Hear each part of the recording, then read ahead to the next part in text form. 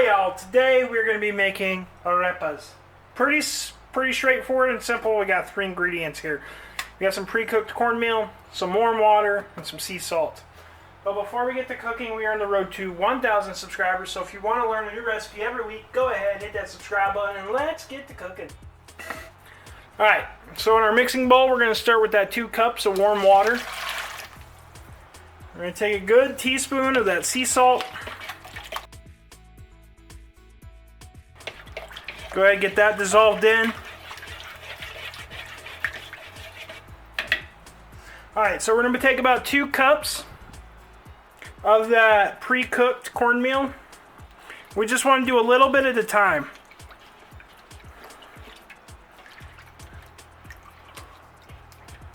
Until we have a dough that doesn't stick to your hands, still moist and easy to roll into balls.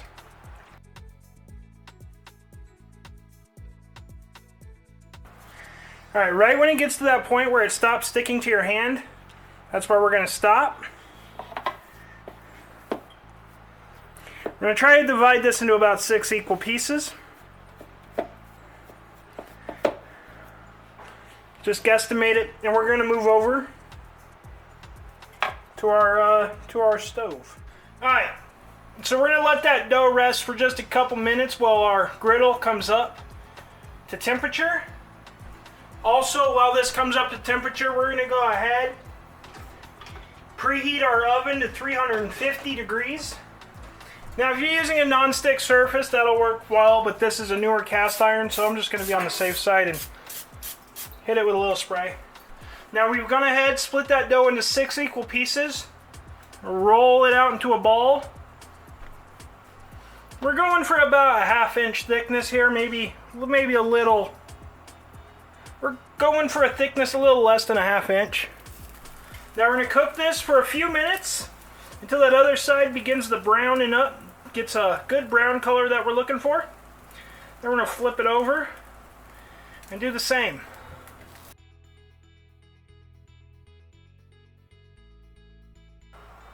The light is making them look like they're not brown, but they are. Once the other side has had a chance to brown up a little bit and get a good crust on it, I got a cookie sheet here that I went and lined with parchment paper.